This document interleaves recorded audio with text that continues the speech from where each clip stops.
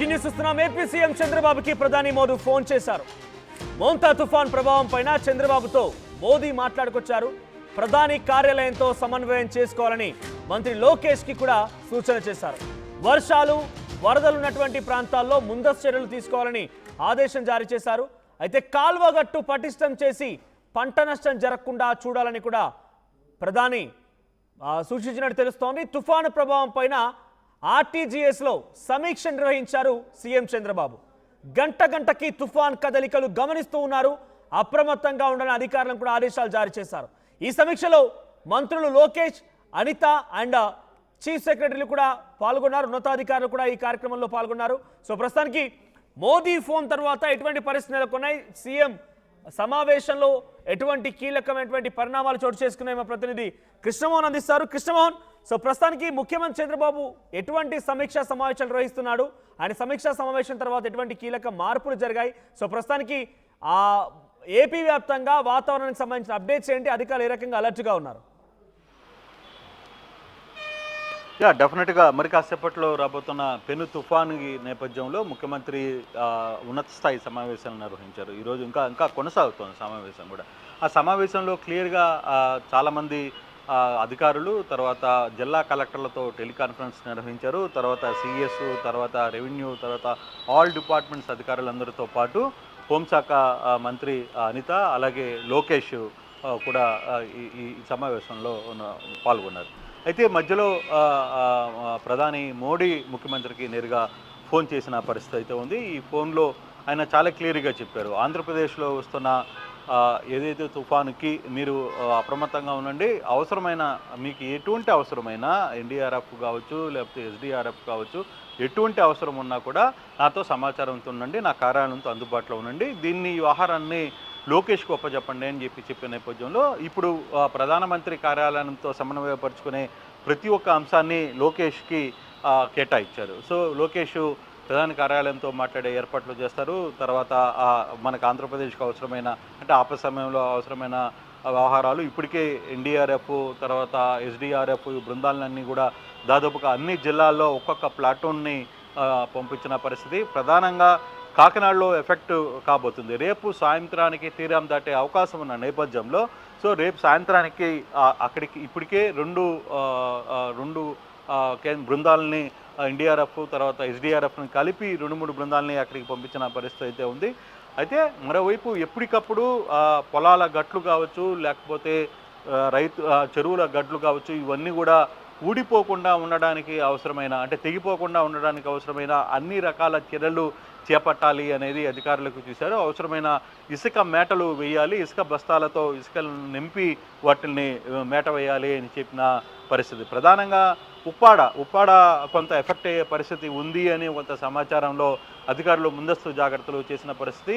అక్కడ టీడీపీ నేతగా వ్యవహరిస్తున్న వర్మ ఏదైతే ఉందో వర్మ నిన్న ఈరోజు ఉదయం జరిగిన కలెక్టర్ కాన్ఫరెన్స్లో కూడా ఆయన క్లియర్గా ఒకటే మాట చెప్పారు, ఉప్పాడకి కొంత ఇబ్బంది జరిగే అవకాశం ఉన్న నేపథ్యంలో మీరు ఇసుక బస్తాలని సాధ్యమైనంత త్వరగా ఈరోజు సాయంత్రానికల్లా కూడా ఎక్కువగా తరలించాలని అక్కడ జిల్లా కలెక్టర్, అలాగే అక్కడున్న ఇన్ఛార్జ్ మంత్రిగా ఉన్న నారాయణ వీళ్ళందరూ కూడా చూచారు. అదే విషయాన్ని ముఖ్యమంత్రి దగ్గర కూడా స్పందించిన నేపథ్యంలో ముఖ్యమంత్రి కూడా చాలా క్లియర్గా చెప్పారు, ఎక్కడ ఎటువంటి, అంటే ఈ తుఫాను వల్ల ప్రాణ నష్టం జరగకూడదు, ప్రధానంగా ప్రాణ నష్టం జరగకుండా చూసుకోండి, ప్రతి గంటకి అప్డేట్ ఇవ్వాల్సిన పరిస్థితి ఉంది. ఏ గంటకి ఏదున్నా ఒకవేళ నేను అందుబాటులో లేకపోతే ఇప్పుడు ఏదైతే ఈ కార్యాలయంలో కంప్లీట్గా కూడా లోకేష్ అందుబాటులో ఉంటారు, మీరు లోకేష్తో కాన్ఫరెన్స్లో ఉండండి, మీకు ఏది అవసరం ఉన్నా ఏది చేయాలనుకున్నా కూడా ఇక్కడి నుంచి లోకేష్ని హ్యాండ్ ఓవర్ మీ కంట్రోల్లో పెడుతున్నానని చెప్పిన పరిస్థితి. మరోవైపు ఆయనే ప్రధానమంత్రి నేరుగా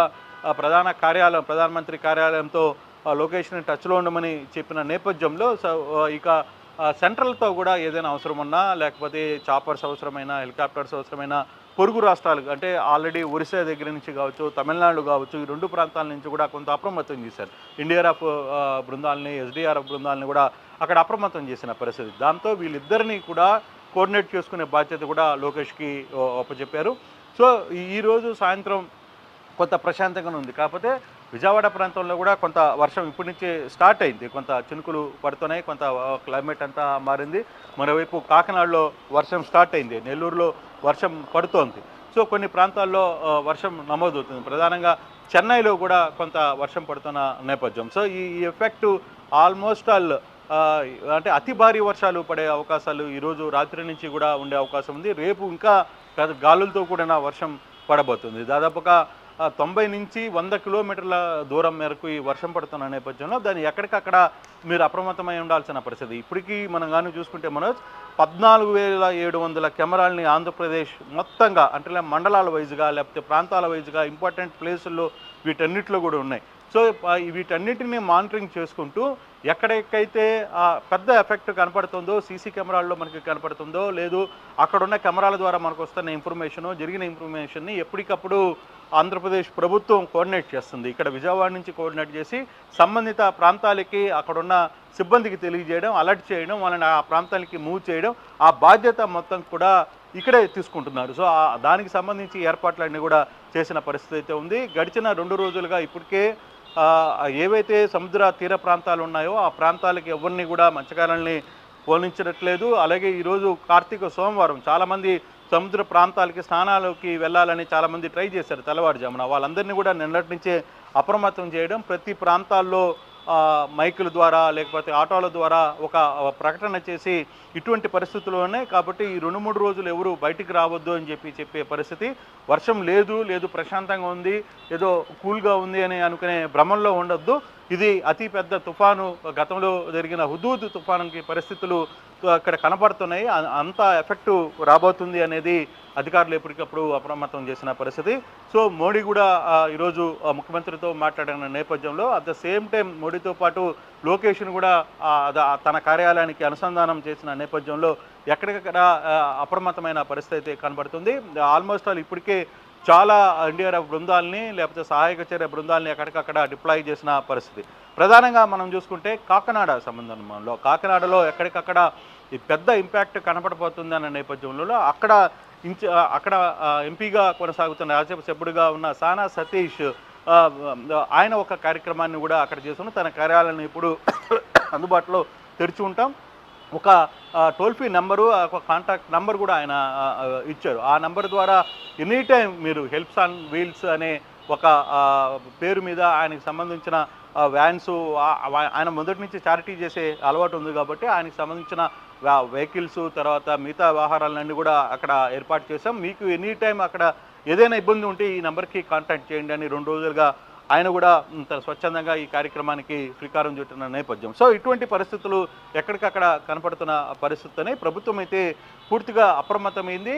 చూడాలి రేపు రాత్రికో రేపు తెల్లవారుజామునో జరగబోయే ఈ హిట్ ఏ విధంగా ఉండబోతుంది, దాని తర్వాత జరిగే పరిణామాలు ఏ విధంగా రాబోతున్నాయి అనేది కూడా వేచి చూడాల్సిన పరిస్థితి అయితే చాలా స్పష్టంగా కనపడుతుంది.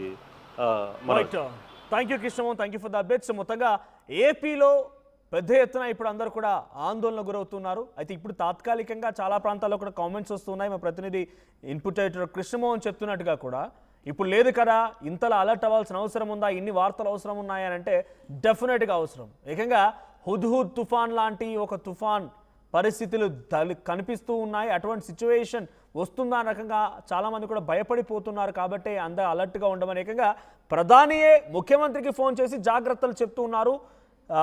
ప్రధాని కార్యాలయంతో కోఆర్డినేట్ చేయండి అనే రకంగా చెప్తున్నారంటే అక్కడ ఎటువంటి సిచ్యువేషన్ అర్థం చేసుకోండి. సో 90 నుంచి 110 కిలోమీటర్ల వేగంతో గాలులు వేయడంతో పాటుగా భయంకరమైనటువంటి వర్షాలు కురిసే అవకాశం ఉంది. సో మరి ఇప్పటికే ఇంకా చాలా వేగంగా కదులుతోంది. 85 కిలోమీటర్ల వేగంతో తుఫాన్ కదులుతోంది. అంతటి స్పీడ్తో గాలులు వీస్తూ ఉన్నాయి. సో ఇది వాయుగుండం కంప్లీట్గా బలపడిపోయి రేపు సాయంత్రం అర్ధరాత్రి కల్లా మరింత భయంకరంగా పరిస్థితులు మారే అవకాశం ఉంది. ఇప్పటికే కాకినాడ ఉప్పాడ ప్రాంతాల్లో భయంకరమైనటువంటి వర్షం కురుస్తోంది. గాలులతో చెట్లు కూడా నేలకొరిగాయి. పలు ప్రాంతాల్లో చెట్లు పూర్తిగా నేలకొరగడాలు, కరెంటు స్తంభాలు నేలకొరగడాలు, కొన్ని పాత పడినటువంటి ఇండ్లు కూడా పూర్తిగా ఆ గోడలు కూలిపోవడాలు, రేకులు లేచిపోవడం అన్నీ కూడా జరుగుతూ ఉన్నాయి. సో తస్మాత్ జాగ్రత్త, ఎప్పటికప్పుడు అలర్ట్గా ఉండండి. ప్రభుత్వం ఇచ్చేటువంటి సూచనలు పాటించండి, తగు జాగ్రత్తలు తీసుకోండి. ఈ తుఫాన్ 3 రోజుల పాటుగా డెఫినెట్గా అలర్ట్గా ఉండాల్సిందే. 3 రోజులు 4 రోజుల పాటుగా కొంత అప్రమత్తంగా ఉండాల్సిందే. అన్ని రకాలుగా ప్రభుత్వ సూచనలు పాటించాల్సిందే. సో తుఫాన్కి సంబంధించి ఎప్పటికప్పుడు లైవ్ అప్డేట్స్ రావాలంటే డెఫినెట్గా మీరు ఆర్టీవీని చూస్తూనే ఉండండి. ఆర్టీవీలో మీ దగ్గర జరిగినటువంటి సిచ్యువేషన్ ఏదైనా సమస్యాత్మకంగా ఉన్నా కూడా కామెంట్ చేయండి. డెఫినెట్గా ఆ సమస్యను ప్రభుత్వం నుంచి తీసుకెళ్లే ప్రయత్నం మేము చేస్తాం.